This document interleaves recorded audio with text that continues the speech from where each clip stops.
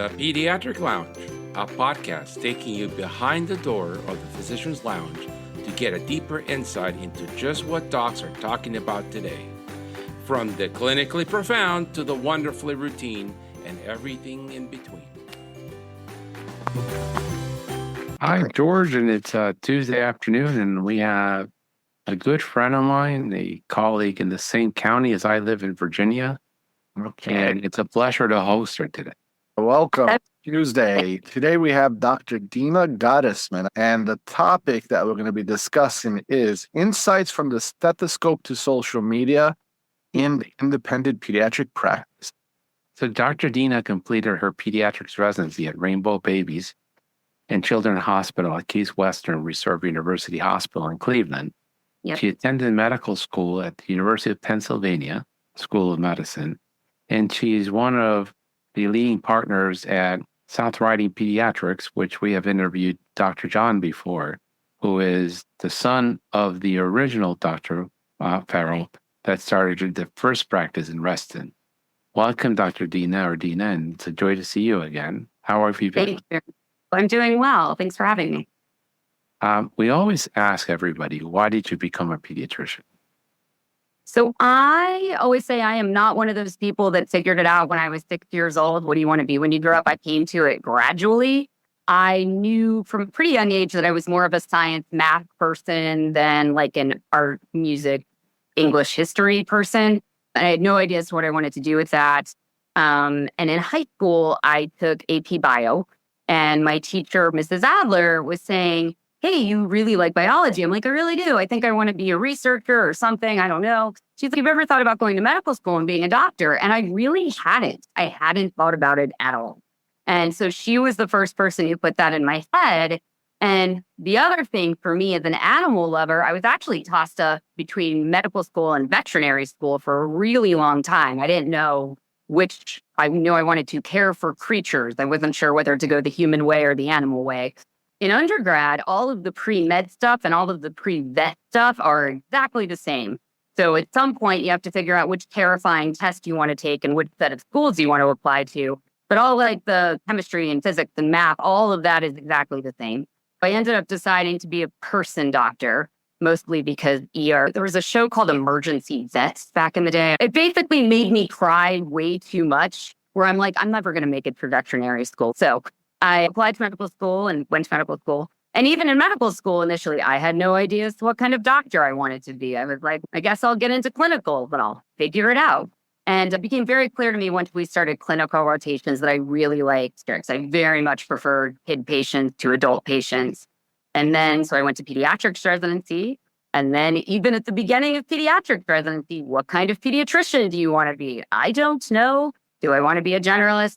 Do I want to be a specialist? What do I want to do? I went through all of the rotations that we go through in pediatrics residency. And really, for me, I'm a sort of a general pediatrician because one, I really found what I liked doing was continuity of care. So getting to see kids over time, even during residency. Some of the babies that I started with in our little resident clinic were 3 when I left, and it was hard to say goodbye to them. And that there was no subspecialty that I liked so much, that I was so passionate about, that I really only wanted to learn more about that. For me, it was really just a natural keeping an open mind process of elimination in terms of what felt like it worked for me. Wow. And for people that don't live in Northern Virginia, DC, or Maryland, crossing the river, the Potomac River, from the Maryland side to the Virginia side, considered treason and going to another country. Both ways. People from Virginia will not cross over. And people from Maryland will not cross over. But Dr. Dina grew up in Maryland. Where in Maryland did you grow up across the river? Right across the river, Montgomery County, Maryland. So my mom still lives about 35 minutes from where I live in Reston, which is nice, which is part of why I'm back. So Bethesda or Potomac or Rockville or? It used to be called Gaithersburg. Now it's called Northern Potomac. So it's right in between Potomac and Rockville. Yes. I'm an immigrant. So when we first came to America, my dad bought a house in Potomac. Mm-hmm. And so my dad's house still there, 2 blocks from Churchill High School. I went to Bullis. My mom was shocked that they allowed you off campus to go down to Cabin John Shopping Center to get a sub. And they had a smoking hut. And she thought that was just ridiculously dangerous for young people. So I went to a Catholic parochial school and then a private prep school to keep me out of danger. Gotcha. What do you find that you still love about your work, your job every day? First, do you love your job? I love my job. You still love your job. Yeah. I love my job. I don't think anyone really loved their job 100% of the time. Maybe there's some people who do. 92% of the time, I really like going to work. We all have days and things that are less fun about work, but 90+% of the time, I love my job. And I think for me, it's really the same thing that drew me into general pediatric from the beginning, which is I really like getting to know people over time. I like meeting new people too. I'm coming up on my 15-year anniversary with the practice next month. And I still meet new people all the time because people move, people shift around. Sometimes you just don't meet people. But the kids that I'm seeing now that are finishing up their freshman year of high school that I met in 2009 for a few weeks of the practice, like I know who all those babies were. And now they're high school kids. And so getting to know them and their parents and their siblings over time and forging those relationships, those long-standing relationships over time, that's still my favorite part. I just really have fun with that. So I think it's interesting. You're a lot younger than I am, but have you seen a difference? Because sometimes we interview really young pediatricians, not that you're young, they got 2-3 years into practice. And their expectation is that they'll say, I want to have fun at work. And my head just spins. Like the devil comes out, things just spinning like this, and I'm going to start throwing up because if a job is that much fun, no one's going to pay you to do it. A job is a job. And so there's pressure, and you got to put effort into it. And some days aren't going to be great. Yeah. That's why somebody's paying you to do it. People, if you're listening, my fun job would be to sit on the beach with a couple of beers and have someone pay me like I'm going to work. I've been waiting for that offer for 30 years. It hasn't materialized. Doesn't exist. Right? That job doesn't exist. I love it that you say, I love what I'm doing. Yes, of course, we're passionate about what we're doing. Yeah. But at least my expectation is not it's going to be fun. Some days it's going to be difficult and some days it's going to be horrible. And that just happens. Are you seeing that too in the practice when you hire new doctors that they say, I just want to have fun? I don't think I've heard anyone say that. We definitely have some younger doctors where we've had a couple of docs that have been with us for 2 years. Neither of those two were straight out of residency though, so they were a little older. And our fresh out of residency person is coming up on 4 years with us. I love my job and having fun are not always the same thing. Like I had a really example, I was on call this past weekend. We had a difficult clinical situation come up. I had to be on the phone to the health department, to the hospital, to the ICU. Like I was doing all of that. And that was a clinically serious situation. It wasn't fun exactly. But at the end of that, I knew I had done a good job getting done what needed to get done for that patient family. And I loved that part of it. Like I was sad. It was rewarding. I didn't enjoy being on hold and going back and forth between 3 different people, 2 different locations to figure out the information I needed to figure out. But it was still part of why I love my job, if that makes sense. Yeah, when you went to school, yeah, to learn how to better, maybe even save a life. Yeah, absolutely. But when we interview, I don't think I've ever heard anyone say, I just want to have fun. I think people expect to work hard. I think creating a good work environment that doesn't feel toxic, that feels open and like people can ask questions, I think is really important. But yeah, fun is different. And there are definitely different kinds of fun. But my expectation is that it's work. I'm going to have to tell some people some bad news. I'm going to have to tell other people, no, I'm not writing antibiotics for your cold or your kid gained 20 pounds from last year. That we're not okay with that. And none of that is fun. And people, as one would expect, react like you're calling my kid ugly. No, I'm not calling your kid ugly. I'm just pointing out that we can't gain 20 pounds a year because we're going to get through some real trouble. So we got to talk about it. I was just curious whether you're seeing the younger doctors, as it seems that the work ethic is. Yeah, that was the question. What are your thoughts on work ethic these days? I guess I'm very lucky, and I feel like I should find some wood in the room that I'm in to knock on. I have not had any issues with work ethic with my colleagues. I really haven't. I feel like people generally step up. So I am very lucky. I think that's not 100% of the time, but I think in general, we relatively recently, within the last year, had a situation where a colleague's parent passed away unexpectedly. And you better believe everyone's lighting up like, I'll help. I'll do this call. Oh my gosh, can I help? It was like, we get to figure out who amongst all of us that wanted to help. It was a good problem to have. So I think I'm very lucky in that way. In the past, we have a really good sort of team in place across the board. Right now, everyone's getting along. Everyone's working well together. There doesn't seem to be a lot of drama. This is fabulous. Let's keep it that way. But it's been really good. So, and so I'm lucky. Who does the hiring? Do you do the hiring, or? And I know. Yeah. So there are 5 partners. I think it depends who we're hiring. So for doctors, for physicians, it's the partners. We interview. Certainly, our practice manager is often in as part of that as well. But it's the doctors for the doctors. We have a really great nurse manager who we love very much. And in terms of nurse hiring, it's typically her with the practice manager. And usually one of the partners, typically we have one partner who takes a little bit of a managing partner lead in terms of admin kind of stuff.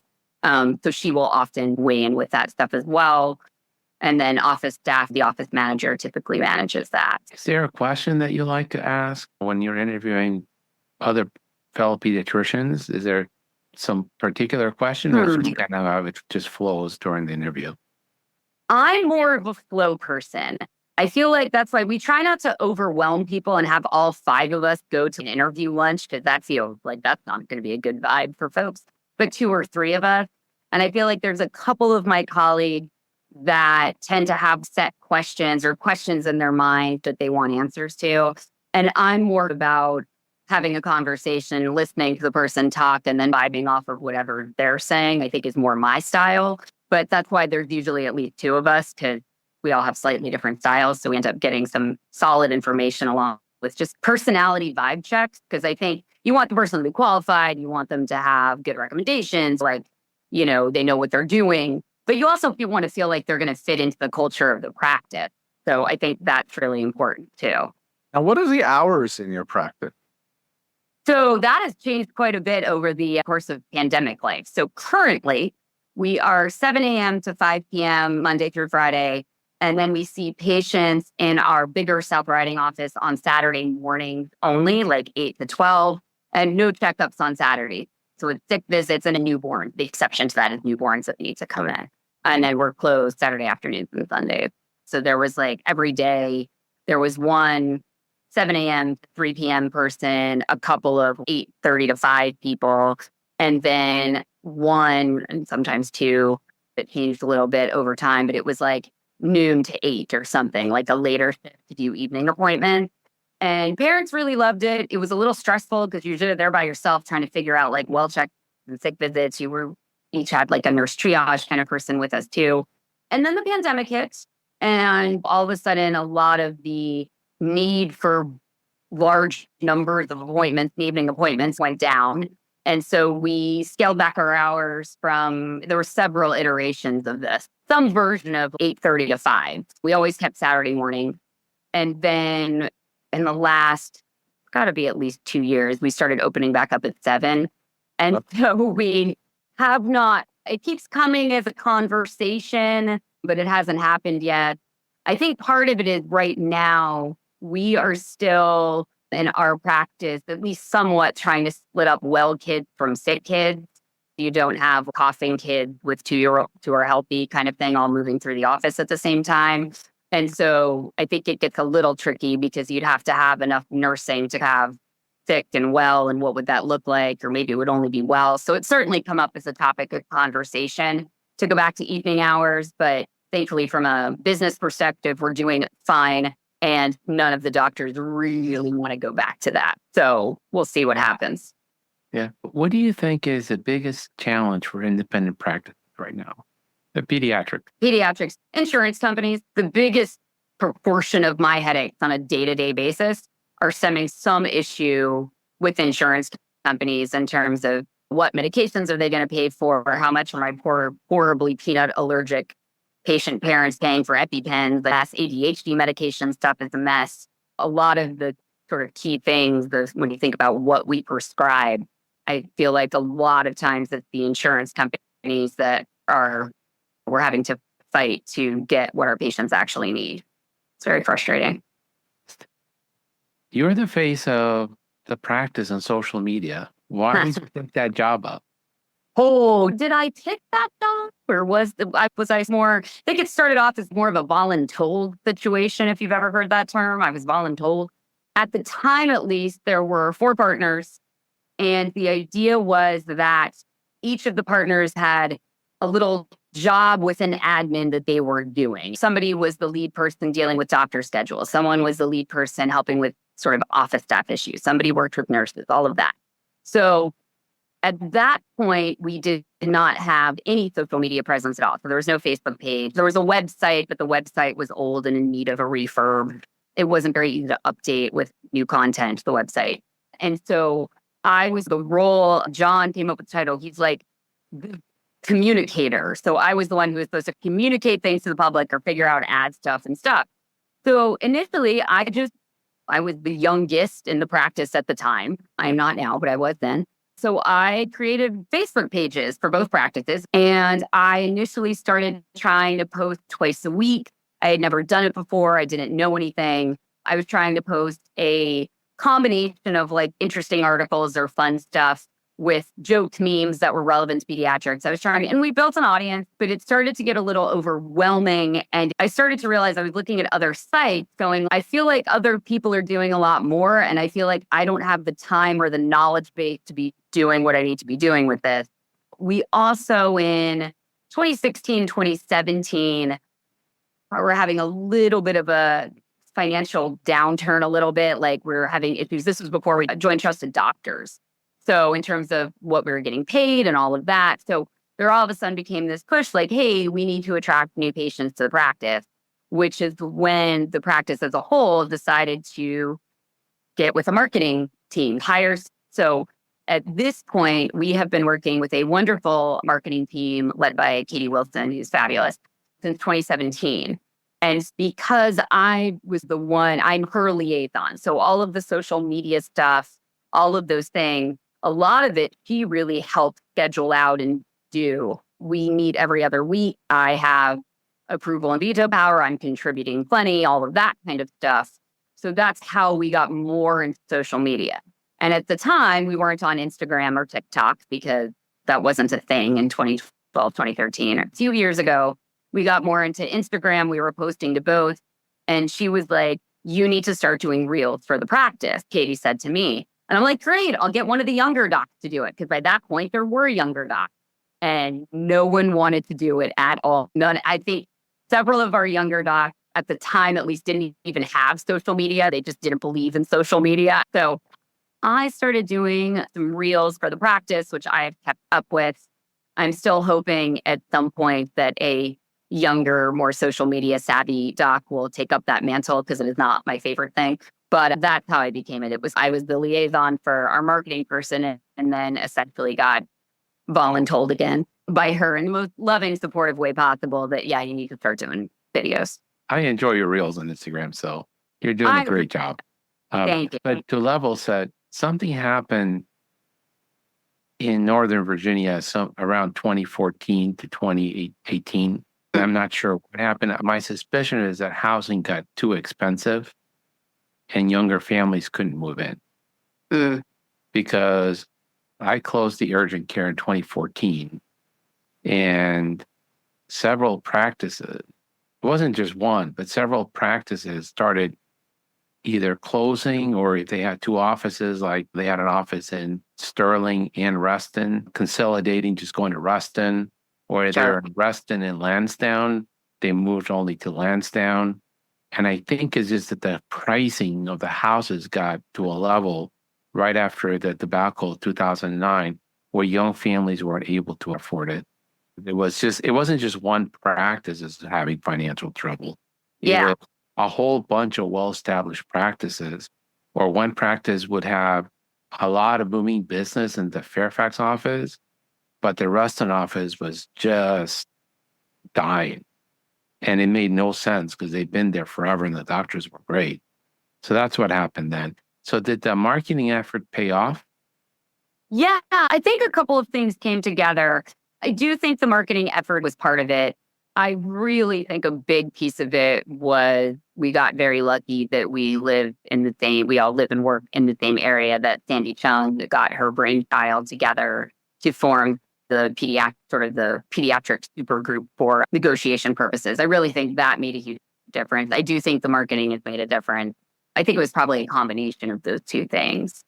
So John started the first pediatric practice in South Riding. South Riding, nothing. It was just bare land, and somebody decided to start putting some homes, and John bought a house there because it was cheaper than Reston, and it'd be a shorter commute if I had an office here too.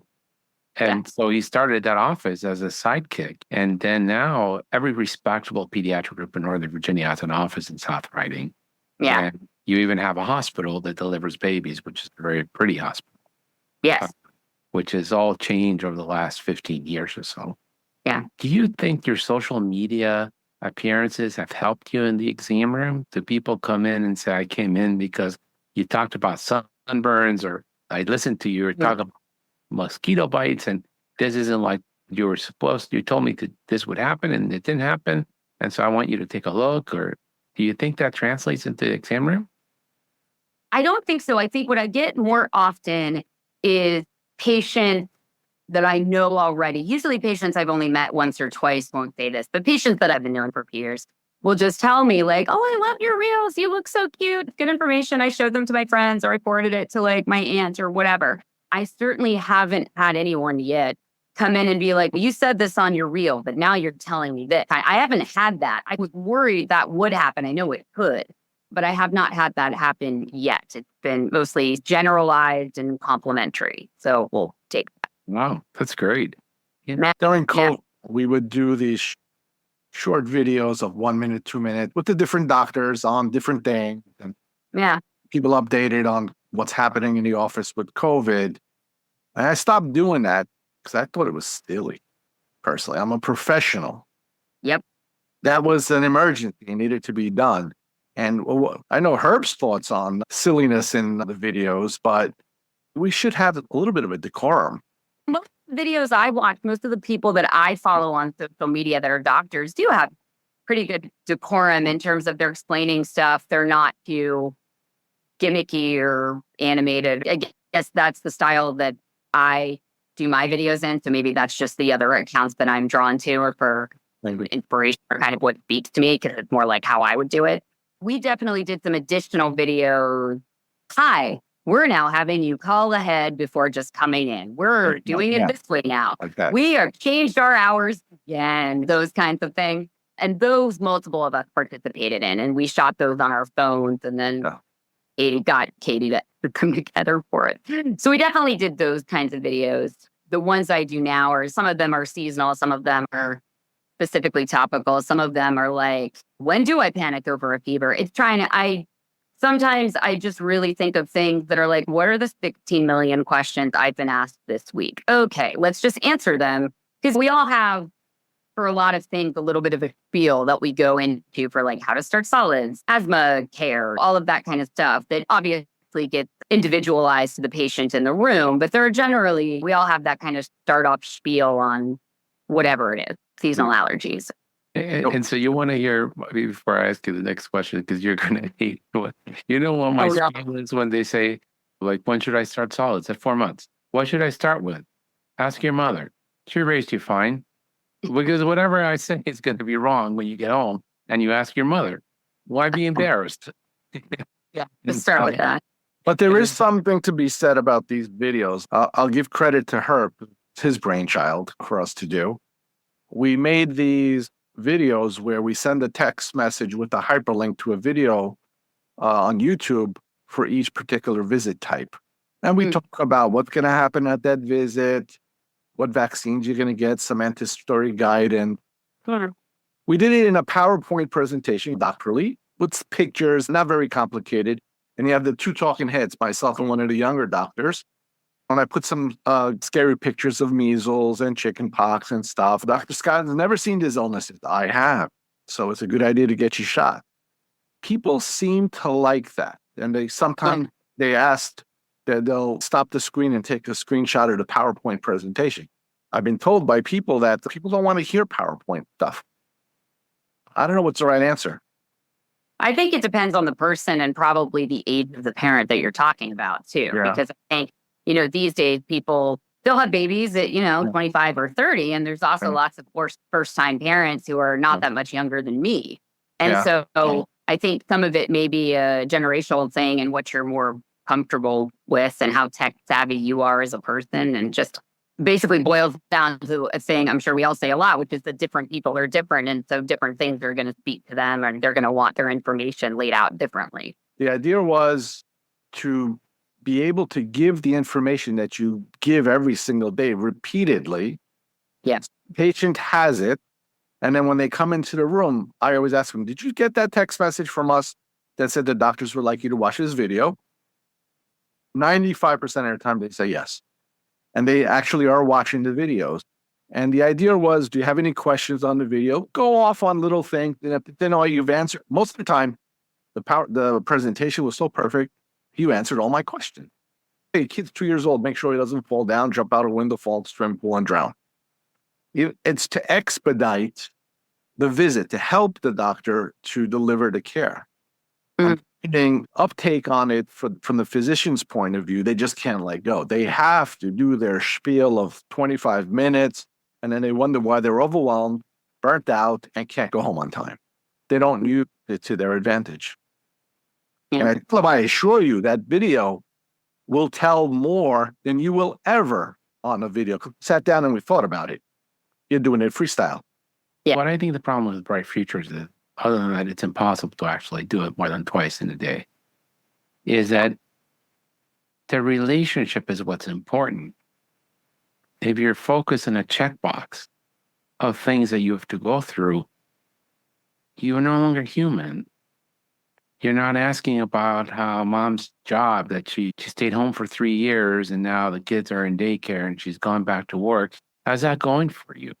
Do you like it? Are you happy? What is it that you want to get out of these 10 minutes what is spent together?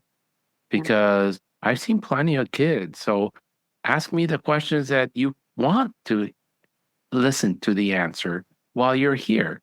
All the other stuff, I can give you a video. I can point you to a website. I can give you an instruction sheet that you can read at home after the kids are in bed. But if you want to foster the relationship, you want to meet their needs and be human with them. And these checkboxes really, or the EMRs really get right. It's like putting up a cinder block wall between me and the parents. And yeah, it's a cinder block. You're not talking to each other. You're not listening to each other. You're not building the relationship. So I think they're helpful. I find them enjoyable. I have a very interesting question, because Dr. John is a phenomenal human being. And so are you, Dr. Dina. But now that Dr. John and I are getting to our later years in practice. Yes. And you got younger doctors. How do you maintain that healthy culture? Because the way John and I were trained and what we did in training is somewhat different than what you did, which you're in the middle, and really different than someone who's out 2 years out of residency. So I think one of the things I like about how both of our offices are is none of us have individual offices. None of the docs have individual offices. It's all open plan. So the way the South Riding office works is imagine a giant rectangle, essentially, with rooms along the outside border, and then half wall in the middle creating office space. And there's a doctor's section and a nurse section. So all of the doctors hang out together. We're all together all the time. So I think that's really what fosters the culture, is we're all together. So we're all chatting about not only ourselves and our lives and our weekend, but lunchtime, but we're also talking about patients all together, was really, even for me as a young doctor fresh out of residency, but I think also for the younger docs that have joined the practice since, it makes it really easy and unintimidating to be like, hey, so I've got this draft. I think it's this. Can you come eyeball it with me? Because you don't have to knock on anyone's door. They're all there anyway. So I think that's a big piece. Just the layout really fosters culture. I know when that is not the original location of South Riding Pediatrics, it used to be down the road a little bit. They had just moved into that space 6 months before I joined practice. I do know that space was built out. They weren't coming into an inherited space. I do think that John and the partners that were there at the time really thought about that, really wanted that communal doctor space to foster good doctor communication, team culture. And I think that works. And the rest in office, the setup is a little bit different, but the docs all still hang out in one space. There's like a giant doctor's office and everyone's just there. And so I think that really helps as much as anything else. And I think we've been lucky and thoughtful and also happen to hire really good people. So everyone wants to work and wants to do the right thing. And it's no one's fault how your residency hours were set up. None of us were in control of that. That's like that you guys worked however many ridiculous hours you worked, and we had some sort of limit, and now they can't work more than however many consecutive hours. Like, none of us were in charge of any of those regulations. You work with what you got and you foster those relationships that way, I think. Yeah. I think it becomes an issue in that, like George and I, and probably John, if you had 102 fever, you didn't even put a mask. You took 800 milligrams of Motrin And you went to work. showered, and you went to work. Yeah. You only didn't show up to work when they actually physically tied you down to a gurney in the hospital. And that happened to me. And Went to work with 105 fever, passed out, got admitted with the measles.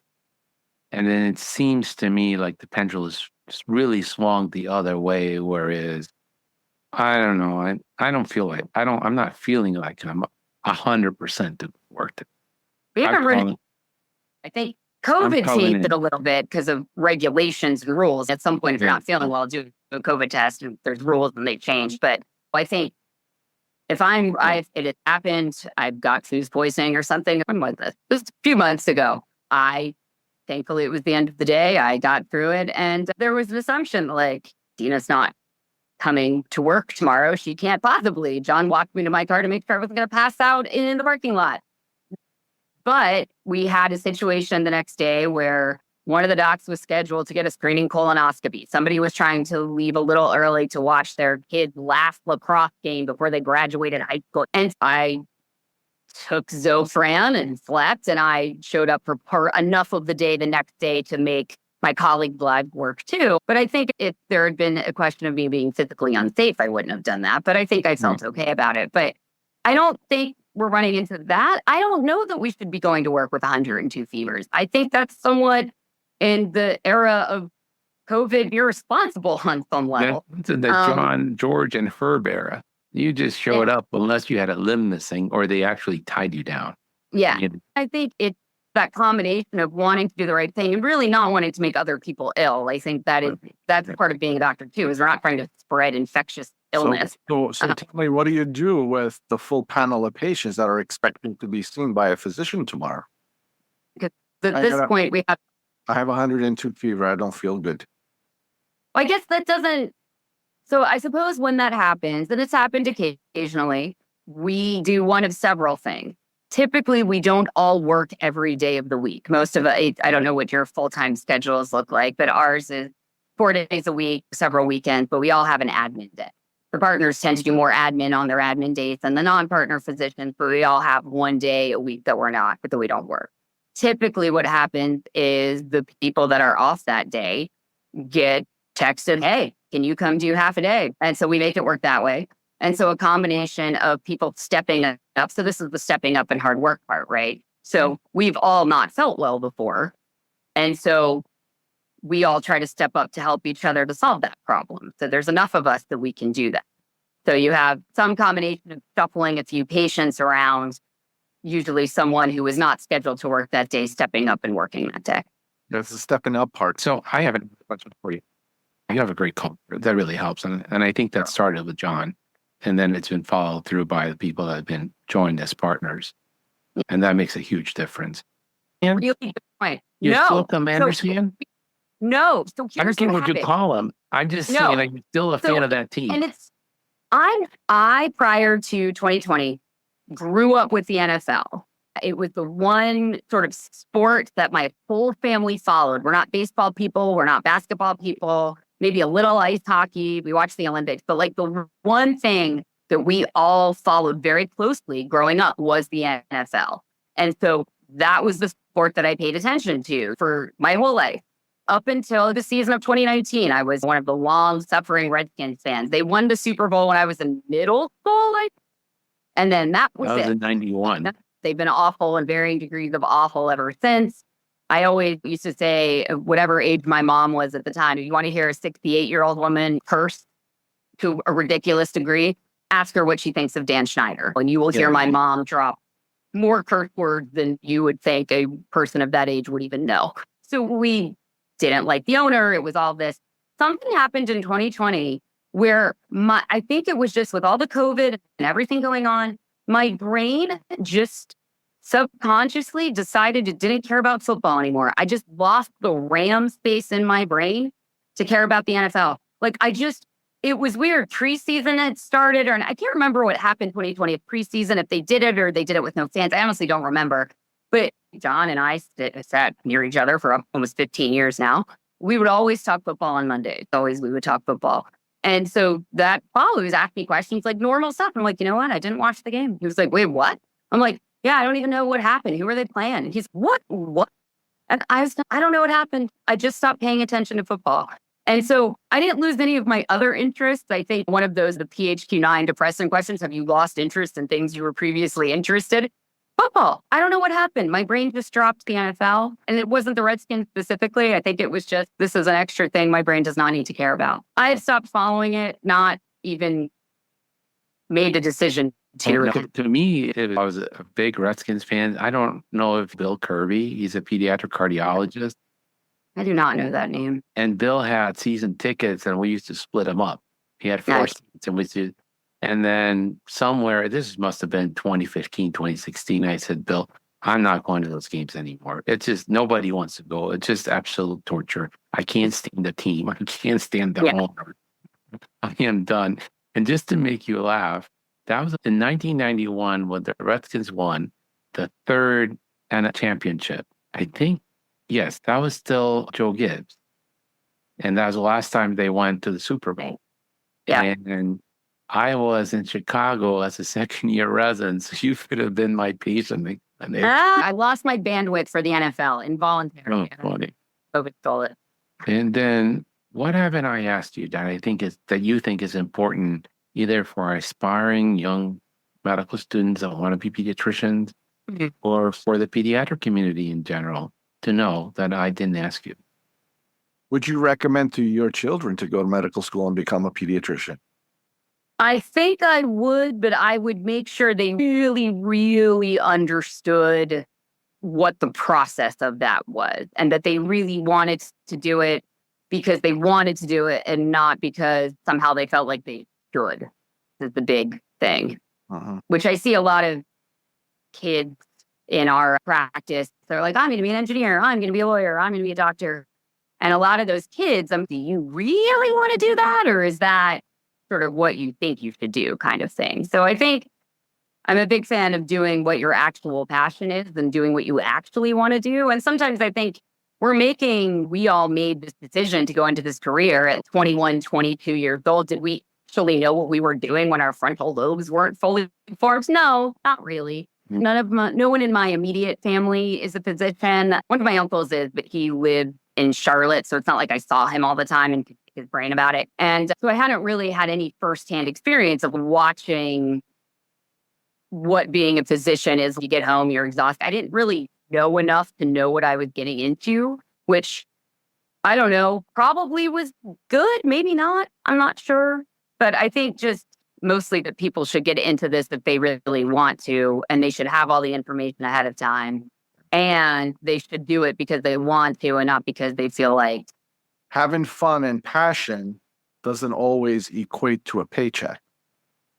Doctor, always paycheck. 2000 technology bubble where All these business people that were making a lot of money were selling and moving because they made no money anymore. 2008 real estate crash, COVID, everything. The doctor was always the same. We have job security.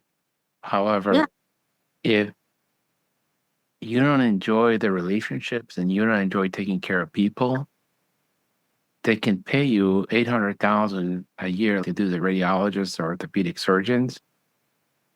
You will be a miserable human being. It's better to be not indigent, not worrying about whether I'm going to be able to eat today, but it's better to make $60,000 a year and be happy in the sense of that you feel like this is what you want to do, than make $800,000 and just curse every night when you go to bed. You're going to have to get up and go into an office and do something you don't want to do. I'm not into the having fun. Work is not fun. Work is work. And you got to dress a certain way. You got to act a certain way. You got to solve some problems. And that's work.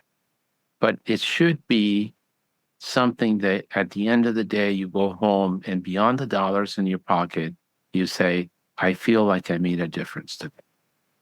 And if you don't have that at the end of the day, you might as well find another career. And in our neighborhood, in Loudoun County, it is the wealthiest county in the country. The social pressure on our kids to be super achievers and make them miserable is unbelievable. Because the pediatricians are the poorest people in Loudoun County. And you think, we got MDs. Yes, great. These people have PhDs. And I'm not kidding you. I took care of a couple in the urgent care, and the dad had a PhD in computer science, and the mother had a PhD in nuclear physics. And they both worked as contractors for the U.S. Navy on nuclear destroyers.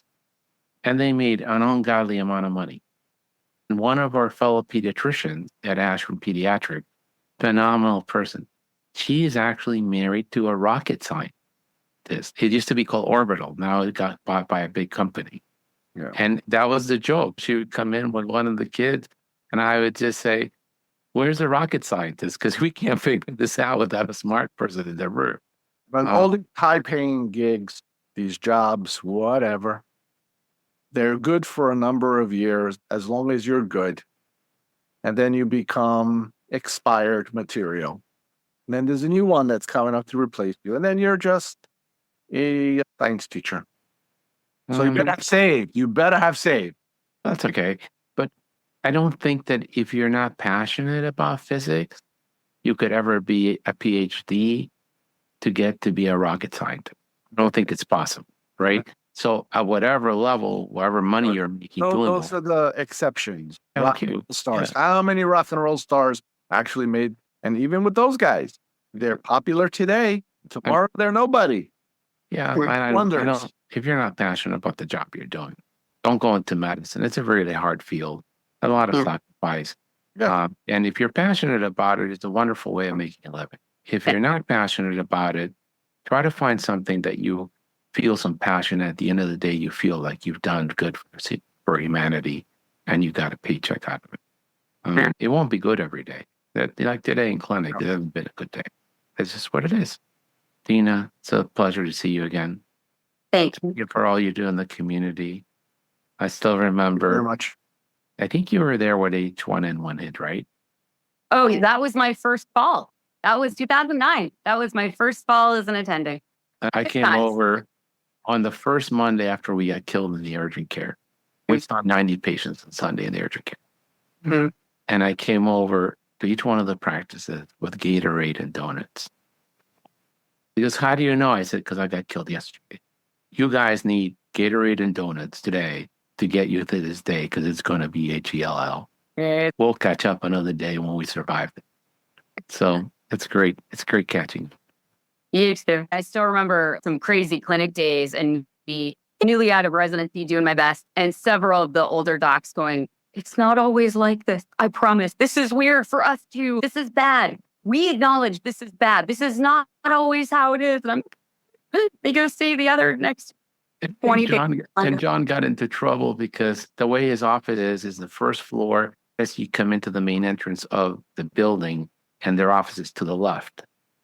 And there were so many people that there were people standing in the hallway of the building and outside, and the other tenants were just thick. People can't wait there. They got to go into your waiting room. Thank you so much for your time. Thank you. Sure. Thank you for listening. This has been a production of the Pediatric Lounge. On the show notes, you will find links to our co-host and other important notes, as well as a timetable of the topics discussed today. Don't forget to follow us on social media and subscribe to wherever you listen to your podcast. Leave us a great review, as it helps us greatly. In the meantime, we will see you next week. The Pediatric Lounge. The conversations are not intended as medical advice, and the opinions expressed are solely those of the host and the guest.